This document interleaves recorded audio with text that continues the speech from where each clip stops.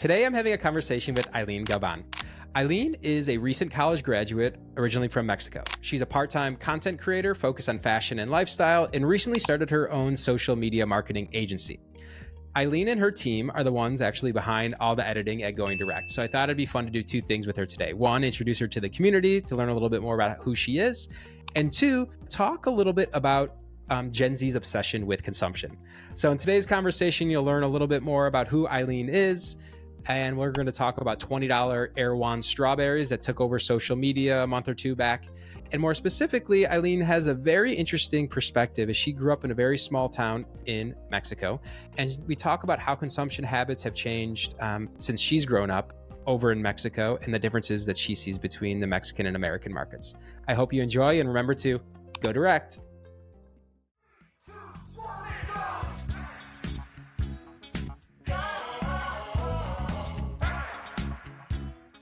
All right. Hey, Eileen, how are you? Fine, thank you. And you? Good, thanks. Well, I'm excited to have this conversation, and for the audience that don't know, Eileen and her team are the creative minds behind all the editing at Going Direct. So, a big thank you and shout out to you and your team. And so, I thought it'd be a fun way to kind of introduce Eileen to the community around this concept of Gen Z and consumption, as Eileen is a Gen Zer, because we've been speaking so much about the production side of the coin, and we always we talk a lot about how do we reconnect consumption with production. And so we all know that one of the big knocks against Gen Z is the overconsumption. So Eileen, maybe just give a little bit of a background of yourself and what brought you here to be to become part of the Going Direct team. Of course. So, hello everyone. It's a pleasure to finally be here. My name is Eileen. I'm 24 years old and I'm a Gen Z. I studied Bachelor in Global Business at Tec de Monterrey here in Mexico, but I own a social media management agency, which is why I came here to work with Jordan and the rest of the team of Going Direct. I consider myself very passionate about social entrepreneurship and social media content creation.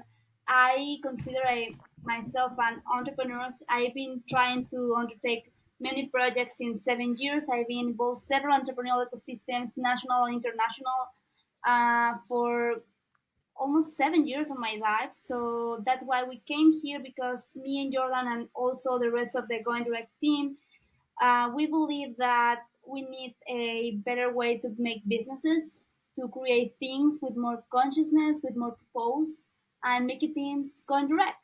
So that's why we are here to collaborate. And actually, the other day we were talking about some stuff, maybe overthinking sometime about the overconsumption Gen Z and the main difference, because we are a very multi-diverse team with from many nations, ages, and perspectives of life and the world that we are consuming right now. So that's why I am here representing the editing team from Going Direct. So it's a pleasure to finally be here, like on the other side of the camera. That's right. Well, because you do a fair amount of content creation, right? Primarily on TikTok, is that right? Yes, I am on TikTok. I'm a passionate content creator. I'm a micro influencer, if we can say it that way. And I collaborate with brands in Mexico, Colombia, Spain, and yeah, I'm working to building my own content creation space in TikTok and Instagram as well. So Great. if All right. you want to So, follow me, I won't be mad. You can do that. well, don't worry. We'll include the handles and everything in the show notes. Okay. Sure. So let's break this down. So, do you think that Gen Z has an overconsumption problem as a Gen Zer?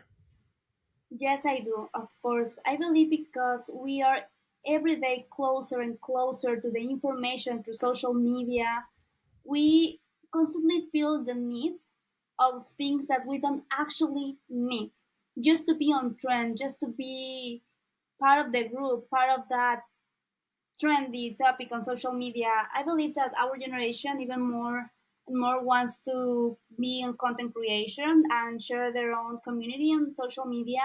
So in order to be competitive in the content creation market, we maybe feeling the need to buy, to consume, to have, to be on trend, and we are easily influenced by other big voices on social media. For example, I don't consider myself a makeup fan. I mean, I'm like very average girl, like with the makeup, but not, I'm not like super passionate about makeup. But then I went to TikTok and I saw these phone cases from Hailey Bieber. So I decided that I need to buy one, you know? For those of you that aren't watching, it's definitely a iPhone or a phone case that holds, is that lipstick or makeup? What is that? Yes, it's a lipstick Okay. and it's a phone case and it's expensive, kind of expensive, but it was a trend on TikTok and I said, I must have it. So then I have it. And it those so those are kind of the things that we at Gen Z, we don't always realize how influenced are through social media. But then when we take consciousness and then I look back on everything I bought just by social media, just for from using social media, and I was like, okay, maybe I got a problem, and I don't know, maybe. No, but we've talked a little bit about this. I think you just mentioned it. It's just what you've grown up with. So I'm an older millennial, and so the reality is this: if I grew up as a teenager or in my early 20s in the same social environment and how people consumed information and goods, like we would be doing the same thing. Like really, I truly believe it. I just think it's a nature of where you're at in life and how you consume and what your social circles do. I believe that we as humans have always felt this pressure of demonstrate uh, our skills, our things. I mean, it's kind of a human thing to want to be part of something. But now, because of social media, we need to show up every single day and with more frequency. And that's why maybe our generation feel more that pressure of consume. Don't you think? Yeah, I think yes. I mean, for sure. I think we have not figured out as humans um, how to handle social media, how to handle all this information coming at us. And I don't know what it's like being growing up as a teenager with this all around me and we're all my friends. This is the predominant way that you communicate, you purchase goods, etc. So it's a complicated one that I think that we're going to have to figure out how to balance.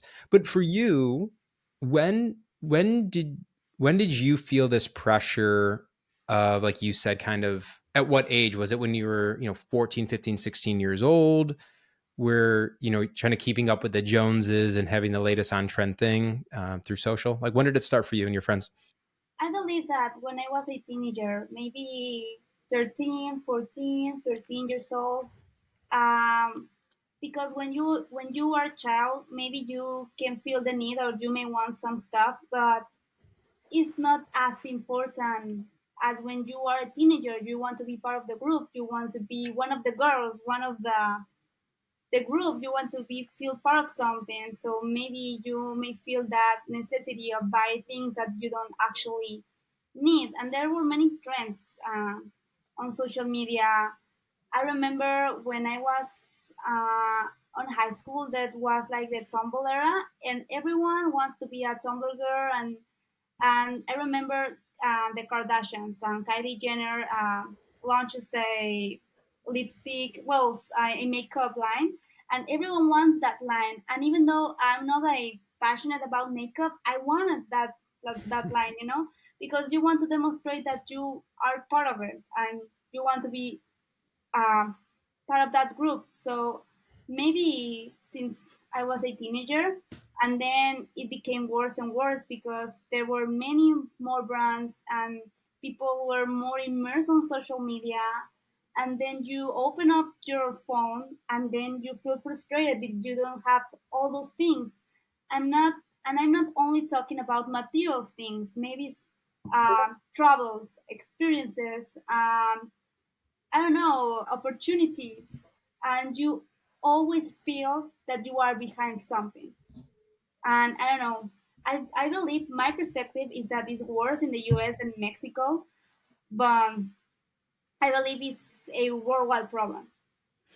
So let's drill into that. Why do you think it's worse? Why do you feel that it's worse in the U.S. versus Mexico? Is it just because Americans have more disposable income, or I don't know why. I believe that well, social media started on US, right?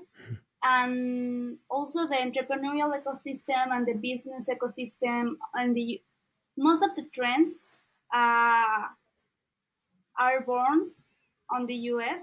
Did I say that right? No, came from the US. Sorry, yeah, that's good. and then we became part of the trend the rest of the world. For example, I work for a Spanish bank and on social media as well.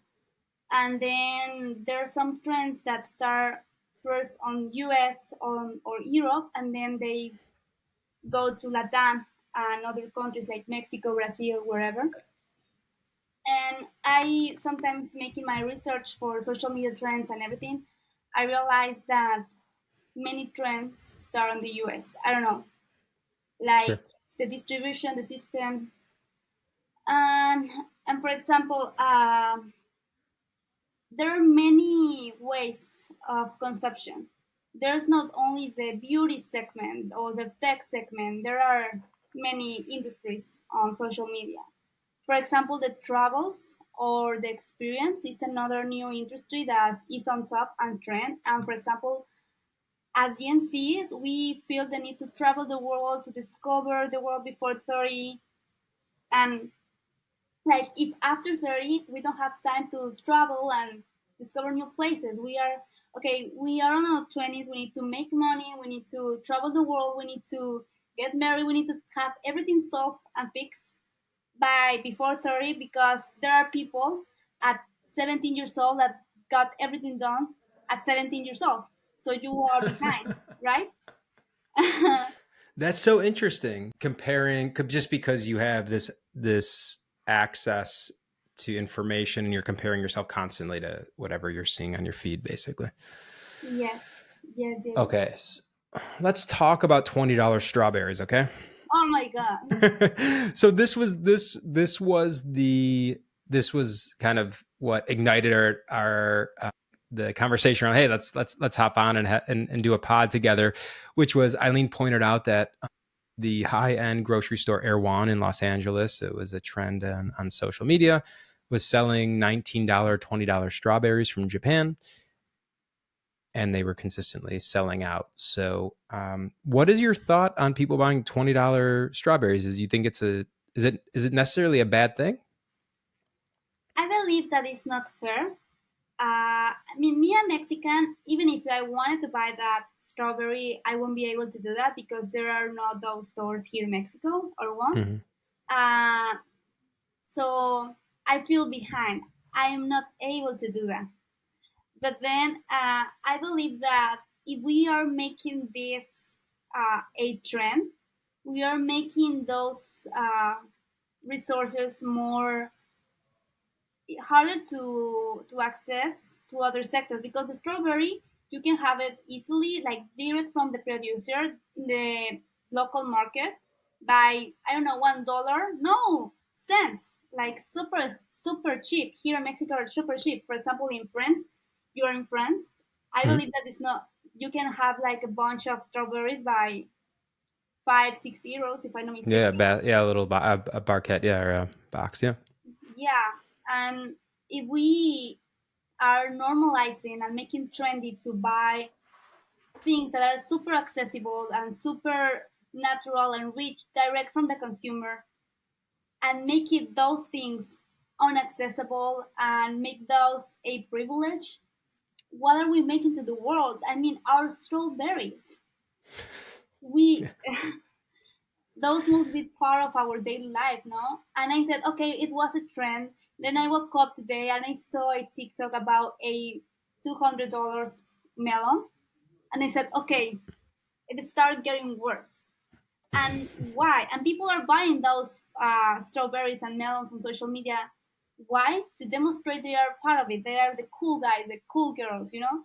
Mm-hmm. And everything is for validation and for followers, or maybe for money, for people that are on content creation in social media. But it is a social problem that affects not only the creators or the consumers of that strawberry, but the whole economic system, the producers, the normal people without privilege that wants to buy simple strawberries, and all the parts of the supply chain, So I believe it's a problem, but I'm aware that there are many people from my generation that actually want that $20 strawberry. Mm-hmm. Yeah, it's an interesting one because I think what you started out with, which is something that's just more, I think it's a human thing, right? What you were saying, which is there's many places in the world, many parts of the world where, well, let me step back. Everyone should be able to buy an affordable strawberry that tastes good. If that in general, like the government should support the agricultural ecosystem so people can get a reasonably priced strawberry. This thing is a whole other thing in and of itself, where they fly them in. I'm going to read this here. They fly them in from Japan. They're picked 2 days before they sold, or picked 2 days before they're sold in the store, and then they must be sold within 3 days and be consumed. And one of the things that you were saying, which is it's just turning into a status symbol, which is I think is what bothers me. Yeah. And it's a values thing because it turns into this status symbol, which then further just disconnects people from different socioeconomic backgrounds. And it polarizes people versus I would hope, like I watched some of these videos, and one of the things I was hopeful for is like, hey, if I'm buying a $20 strawberry myself, what I would do would be like, what is the story behind this strawberry? I would be like, who's growing it? Why is it so expensive? And I would learn the whole history, or in this case, in the Japanese farm and the farmers that grew it, and the care that they take, and how long it takes to grow, and the reason why it might cost that much. But it was crazy because I've been listening to these videos, and there's like no mention of any of that. No, there's no sense. And I will maybe let's believe that the $20 strawberry is actually a very good care strawberry, and they care of the producer. Let's imagine that all the production system.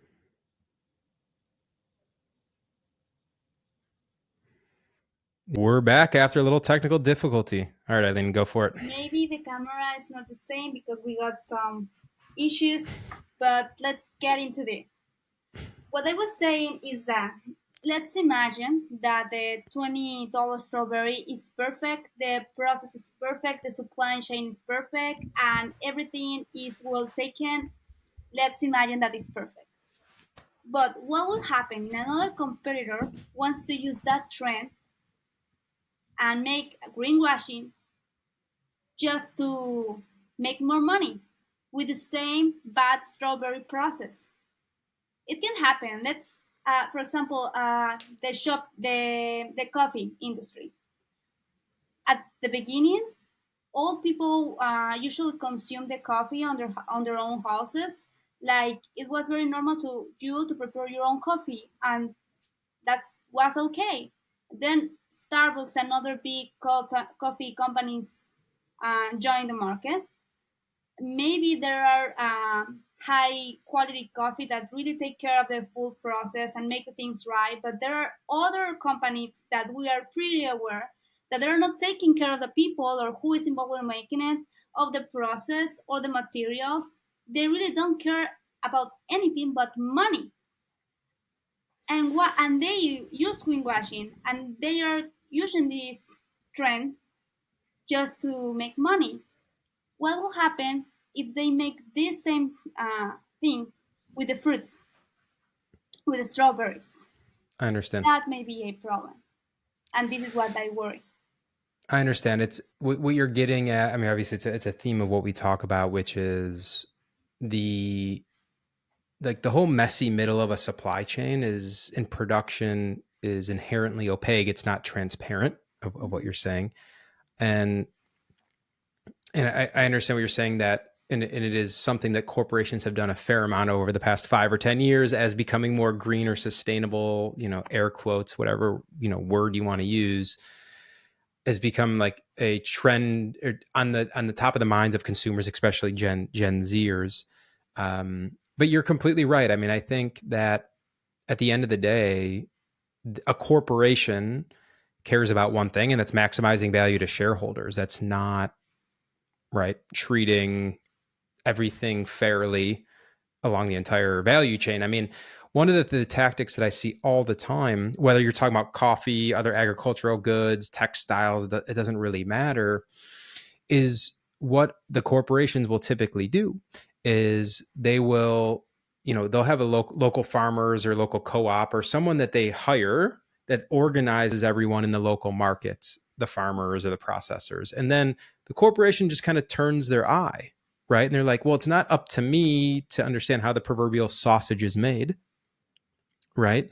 They're going to say it's up to the person who we hire who then organizes it. And whatever they do, we're going to look the other way. And that just happens like over and over and over again. So this is an interesting question that I wanted to get your perspective on. So first we started talking about how Gen Z has an overconsumption problem. Of course. But then on the other hand, they are very conscious of the planet and very, conscious of they're conscious of the planet, and that affects their purchase decisions to some extent. So it seems like kind of this paradox to me. So what do you make of that?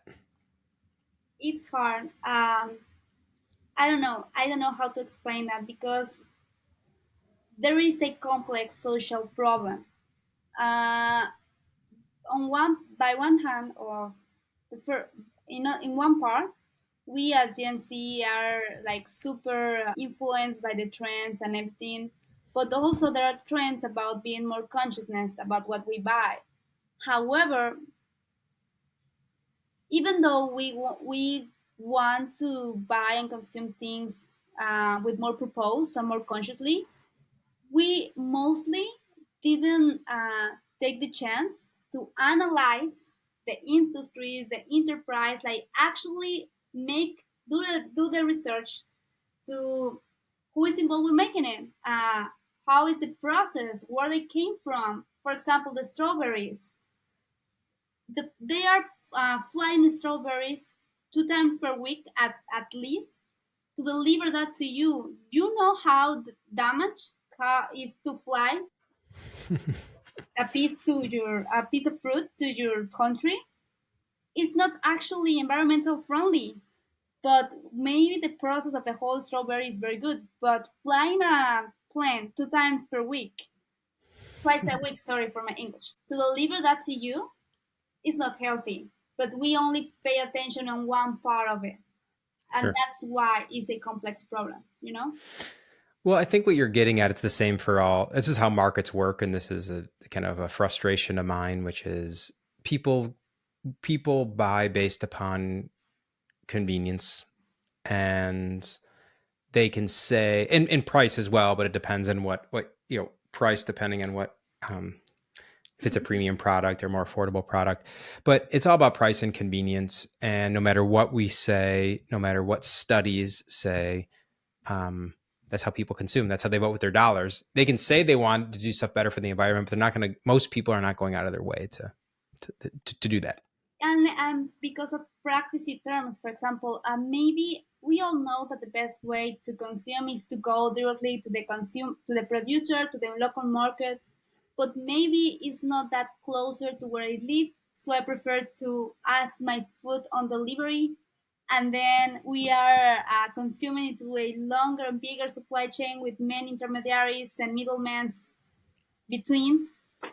So maybe if I can take care of the world, if I can do that once, will be great. But if not, it's not my problem. You know, we don't actually take care that much, and that is a problem.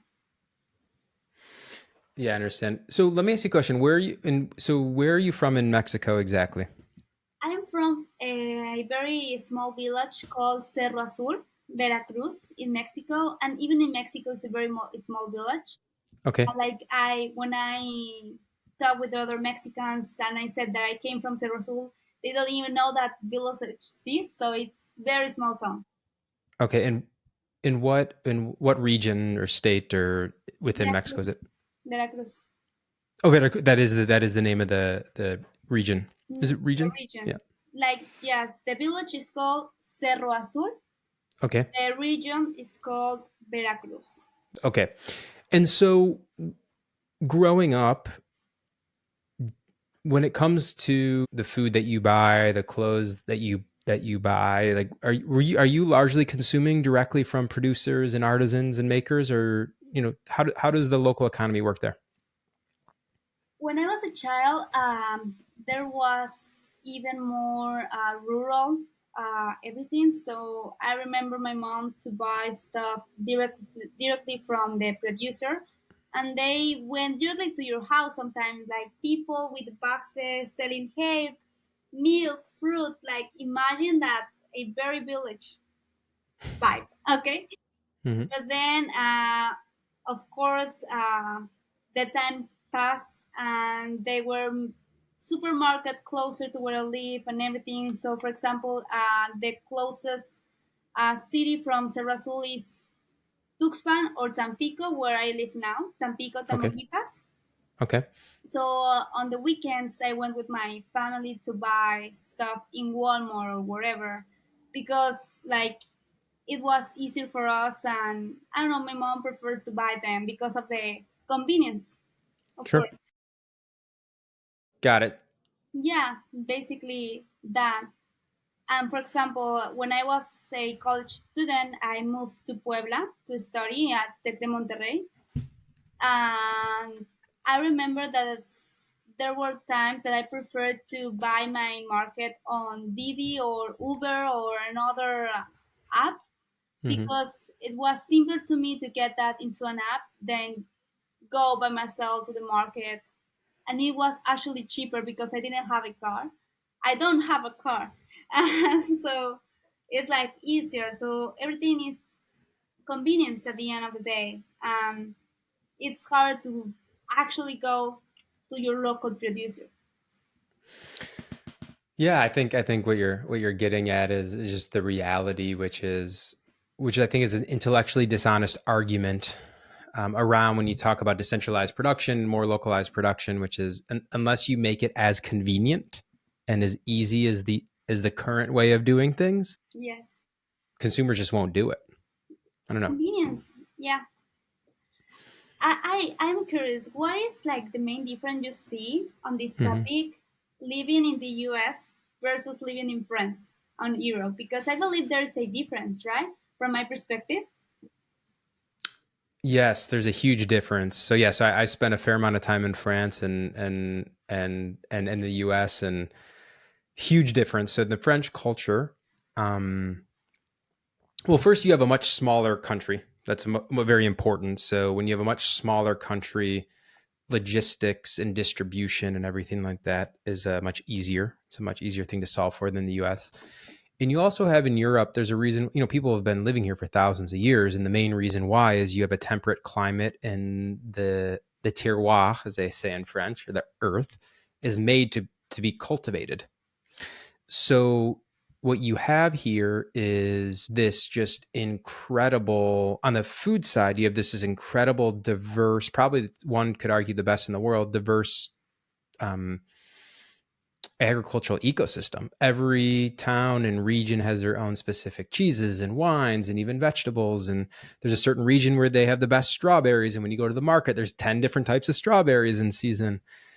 So you have and the government invests in that and really protects that. So one really interesting anecdote I love telling people is in Paris, there's actually a zoning law. So everyone knows that the French are known for wonderful bread and pastries. And if there's a bakery, I love the bakery. yeah, no, if there's a bakery and that bakery goes out of business, there's actually a zoning law where that can only be a bakery. So if a bakery goes out of business, it will then just be someone will come in and another baker will come and create the bakery, and that's like a rule because they maintain that everyone should have the right to eat fresh bread and that should be affordable, and that's just part of who they are. The next part of that, and I'll get to the difference, is culturally they have the savoir-faire. The savoir-faire is like the know-how and like the art. They're known obviously for luxury clothes and luxury goods and just doing things very high quality. Yes. And so they just inherently in their culture, they consume much less and they're much more intentional with when they consume. Just in general. So I'll give you an example. If you go to the bakery and buy pastries, they'll give you this cute little box and they'll put a ribbon on it and they'll put it in this like beautiful bag. And it's like everything is intentional. I like that. I made a study exchange in France. I don't know if I told you, but I I did. didn't know that. No, I in 2022 I make an exchange program in France. In Lille, Okay. actually, is 1 hour from Paris in train by train, and Okay. 2 hours by bus. Lille, France. So I was culturally shocked because, for example, in Mexico, and I believe it's the same in the U.S., you can go to a store almost 24 hours is open and available, and then in Europe, in France, they respect the dinner times, and on Sunday you probably won't be able to buy some stuff because maybe it's closed. And then if you want to buy a bread or something, I love that idea. They prepare just once a day. They prepare the bread once a day. And if you go in the morning and you buy your croissant in the morning, good for you. But if you go in the afternoon and there are no more croissants, bad luck. You need to go the next day because they prepare that only once a day. And I really love that because even in Mexico, we have to offer that to availability, so you can buy the bread wherever you want. But in France, they take care of the culture, and it was culture shock for me on that. Yeah, no, that's right. I mean, I think I could go on and on about the differences, but going back to your question, which is interesting, because I feel like I I I feel like Mexico. I haven't spent that much time in Mexico, but I just think culturally, there's just so much influence from the U.S. from a consumer standpoint and then so many Mexicans come live in the U.S. or have family members in the U.S. that it probably just seeps in, you know. Yeah. At the end of the day, we are like very close to each other. So yeah. Sure.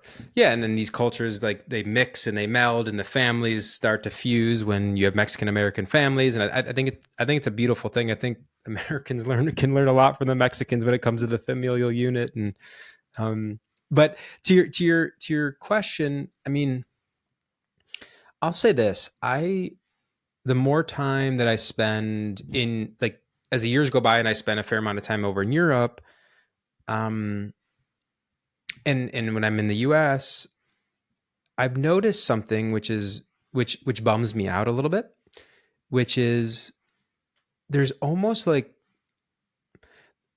it's changed a lot where it's almost like there's no value to the dollar in a way where like everything is just I'm all about value for the dollar. So I don't care if it's something's really expensive, if there's value there, like I'm all for it. If it's very inexpensive but there's value there, I'm all for it. Okay. Um I just feel like that's just like out of whack in so many aspects of life. Mhm. And so, and part of this is just, I don't know, people are just going so fast and like not even taking pleasure in what they're consuming, to answer your question directly. Yeah. Yeah.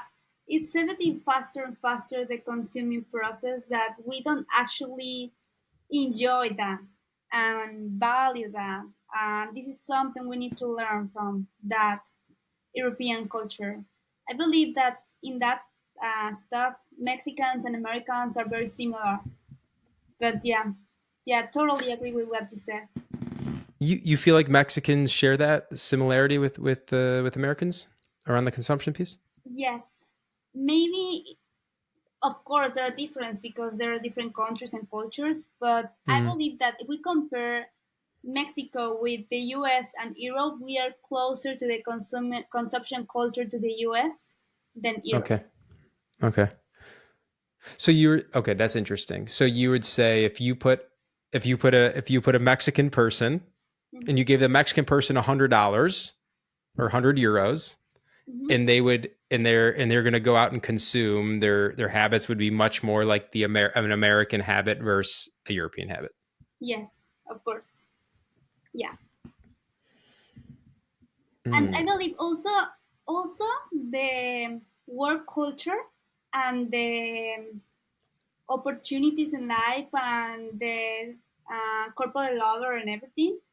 For example, in Mexico, I don't know if you know that, but we are like the country who works the most in the world in terms of hours. I believe like it don't, this doesn't actually means that the amount of work of hours that we work is actually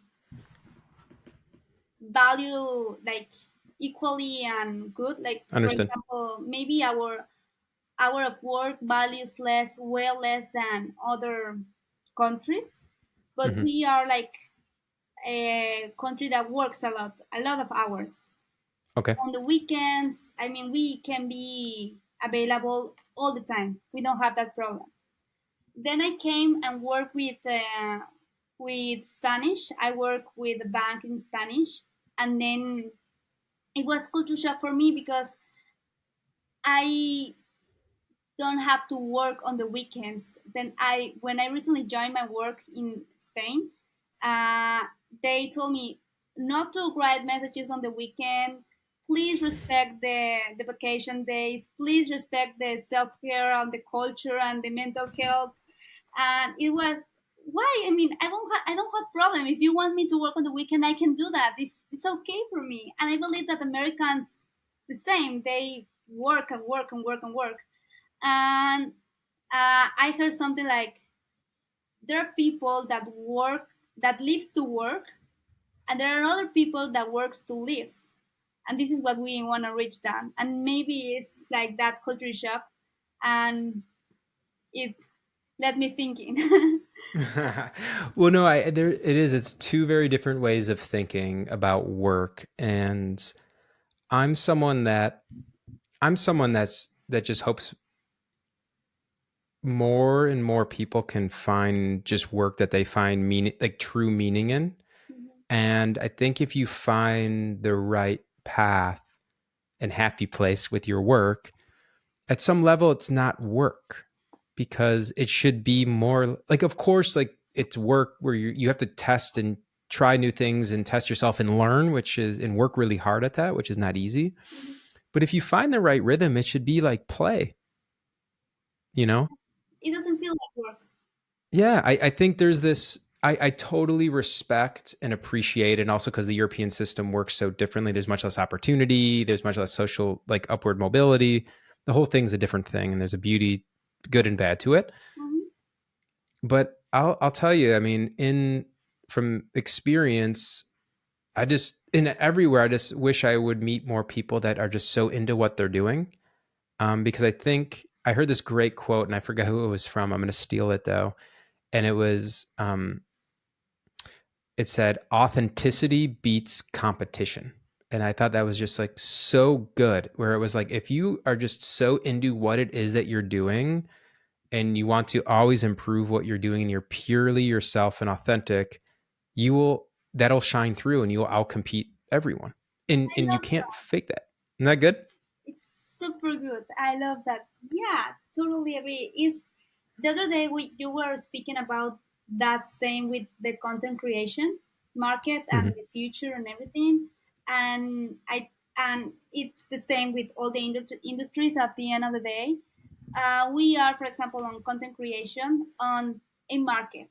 We are actually part of the market. This is a product that we put into Sure. the market, a content product, and we want to be competitive and offer more entertaining content and more trendy and more viral just to be on top. But at the end of the day, it's not sustainable because we are following something that we don't really are. It's not our who we really are, you know. And if you work long term, but respecting your values, your beliefs, and keep authentic with who you really are, it will make sense. but we need to think long term. And it's the same with the rest of the industries. The other day, I was also, I told you I was a lot in entrepreneurship and building startups and everything before this. Mhm. And someone told me the best value proposition that you can offer to your market is your sense. Sense is a word in English. Yeah, sense, your Sense? sense. Your sense. And it's like totally makes sense for me. At the end of the day, we need to stay true to our values, our beliefs, to who we really are, and defend that, even though we feel behind sometimes. Because at the end of the day, we are always be behind. There will always someone who is better than us, doing better than us, because this is how the works work. So we don't need to feel that pressure. We need to stay true to who we really are. No, I mean I agree. It's like this, and the only game that we're playing is with ourselves at the end of the day. And I think part of, like I said, obviously what we're going to be talking a lot about and getting into, which is um, the truth. And when we talk about the truth is like, where do your products come from? Who does make them? And everything. This is all just about the truth and going to the source. And I think that's a very human thing. And I think that the what I get so excited about as an optimist on the technology side is that the internet gives us the ability to actually get to the truth and in so many different ways and to go to the source. And so my hope is this next wave is and it allows us to get back reconnected to the things that we buy and the people that make them. And yeah, we can start creating stronger human connection, use technology to do that versus going the other way instead of, but the robots are coming, so we're gonna have to figure it out soon. Yes, that's actually why I feel that connected with the whole going direct idea.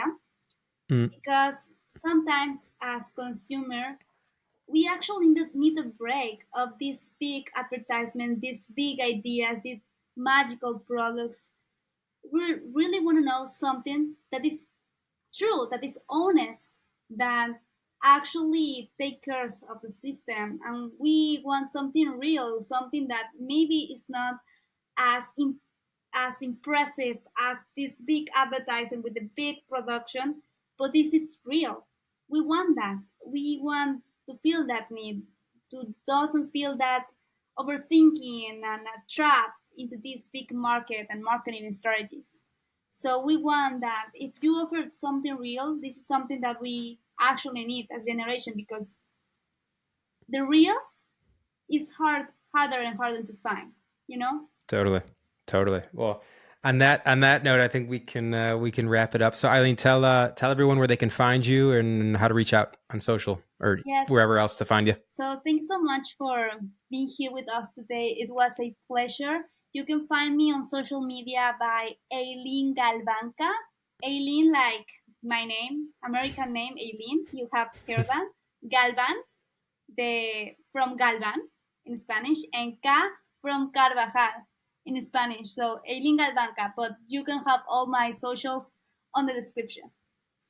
Great. Well, thanks so much, Eileen. My pleasure, and thank you for everything. And let's keep going with Going Direct. Yes, And yes, see you ma'am. on the backstage because I'll be there. See ya.